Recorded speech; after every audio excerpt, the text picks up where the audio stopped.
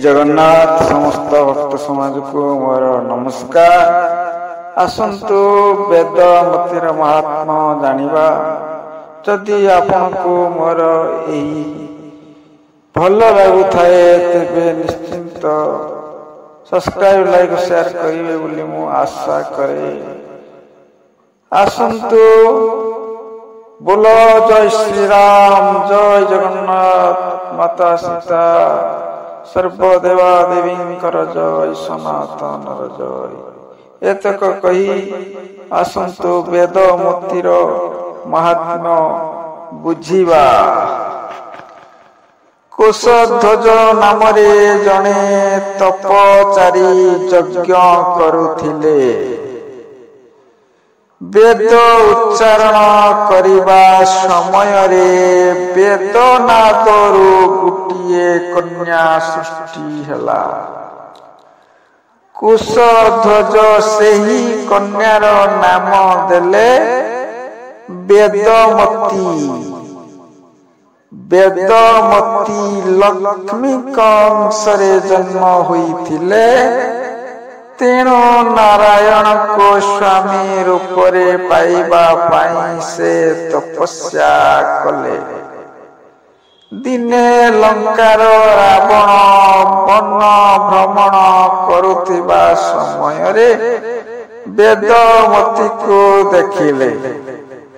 तांको विवाह करिबा पाई मन बळाइबारु वेदमती कहिले, मूर्ख रावण, तोर मृत्युर दिन निकट होई आसिलाणी। मरी पाई तोर स्वर्णपुरी लंका ध्वंस हेब। तू नारायणक शରରେ निहत हेबु। वेदमती थिले इच्छा मृत्युर अधिकारिणी। रावण निकटरू मुक्ति पाइबा पाई से देह त्याग कले। वेदमतींक अभिशाप रावण मनरे गभीर आलोड़न सृष्टि कला। मने पड़िला ब्रह्मांकर सतर्क वाणी। एही कन्या कौन तांक मृत्युर कारण हेबो। से 56 गंडा जुग भोग करी पारिबे नहीं। निज मृत्यु कथा चिंता करिबा परे रावणर आपाद मस्तक धरिबाकू लागिला। से काल विलंब न करी वेदमतींक मृत शरीर को कांधरे धरी लंकापुर रे पहुंचिले। मंदोदरी को कहिले, एही कन्यार मांस रे आजी भोजन प्रस्तुत कर। मार मृत्यु दूत एही कन्यार शरीर रे आत्मगोपन करिछि। मो एहाको भक्षण करी विपद मुक्त हेबी। मंदोदरी स्वामी का कथा बुझी पारिले नहीं। से वेदमती को नहीं रंधनशाला रे प्रवेश कले। स्वामी को आदेश पालन करिबा तांकर कर्तव्य। विष्णुक पुररे नारद वीणा बजाई प्रभुक गुणगान करी आशुथांती। प्रभु गोलक बिहारी ध्यान बଳରେ सबु कथा जानी पारी कहिले। लक्ष्मी वर्तमान रावणर रंधनशाला रे। तुमे लंकापुर को जाई तांको उद्धार कर नारद। नचेत मोर राम अवतार असंभव होई जीव। केबे भी संभव हेबनी। कलिया नारद संगे संगे लंकापुर रे पहुंचिले। रावण अवसाद मनरे विश्राम करिथंती। मंदोदरी भोजन प्रस्तुत करिवा पाई उपक्रम करुथंती। ନାରଦ ସେଠାରେ ଉପସ୍ଥିତ ହୋଇ କହିଲେ, ବେଦରୁ ସୃଷ୍ଟି ହୋଇଥିବା କନ୍ୟାକୁ ଭକ୍ଷଣ କଲେ ତୁମେ ସ୍ୱାମୀଙ୍କର ମଙ୍ଗଳ କେବେ ବି ହେବ ନାହିଁ ମନ୍ଦୋଦରୀ। ତୁମେ ଅନ୍ୟ ମାଂସ ରନ୍ଧନ କରି ସ୍ୱାମୀକୁ ସନ୍ତୁଷ୍ଟ କର।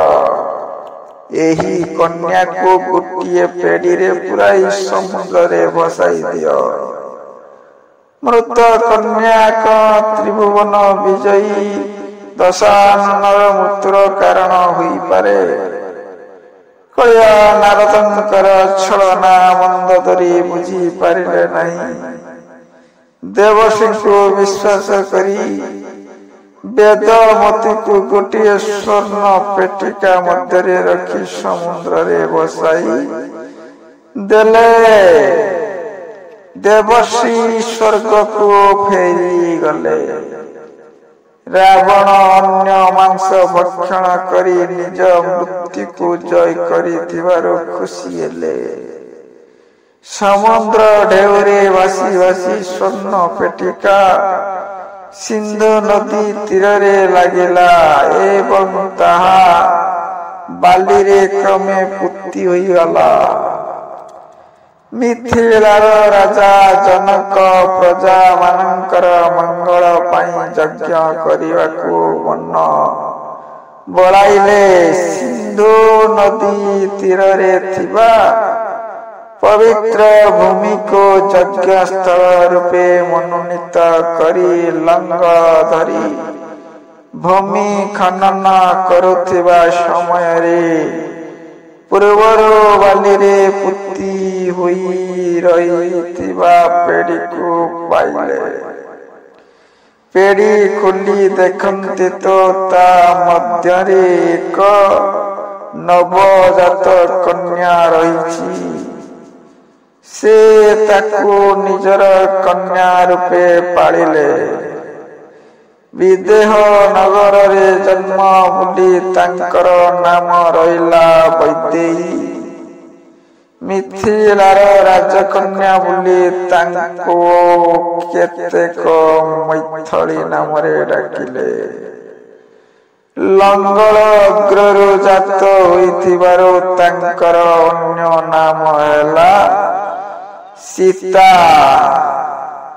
କଳିଆ ନାରଦ ଯଦି ମାୟା ବଳରେ ମନ୍ଦୋଦରୀକୁ ଭୁଲାଇ ପାରି ନଥାନ୍ତେ, ତେବେ ବେଦମତୀ କେବେ ଜନକ ଦୁହିତାଙ୍କର ହୋଇପାରି ନଥାନ୍ତା କି ରାବଣର ମୃତ୍ୟୁର ରହସ୍ୟ ଅଲଗା ମୂଳ ନେଇଥାନ୍ତା। କରି କରାଉଥାଏ ସେହି ତାବିନୁ ଅନ୍ୟ ଗତି ନାହିଁ। ପ୍ରଭୁଙ୍କର ମାୟା ଛଳ ବୁଝିବା ବହୁତ କଷ୍ଟକର। ଅଙ୍କା ବଙ୍କା ନଈ ଯେପରି ବହି ଯାଇଥାଏ, ପ୍ରଭୁଙ୍କର ଇଚ୍ଛା ସେଇଭଳି ଅଙ୍କା ବଙ୍କା ନଦୀ ସଦୃଶ୍ୟ ବହି ସମୁଦ୍ରରେ ପହଞ୍ଚେ। ତେଣୁ ଭଗବାନଙ୍କର ମହିମା ଅତୁଟ ବର୍ଣ୍ଣନୀୟ ଏବଂ ସେ ତାଙ୍କ ନିଜ ଇଚ୍ଛାରେ ହିଁ ସବୁ ରଚନ୍ତି ଏବଂ ନିଜ ଇଚ୍ଛାରେ ହିଁ ସବୁ ବିନାଶ କରନ୍ତି। ତାଙ୍କ ଇଚ୍ଛା ମାୟା ବୁଝିବା ବହୁତ କଷ୍ଟକର।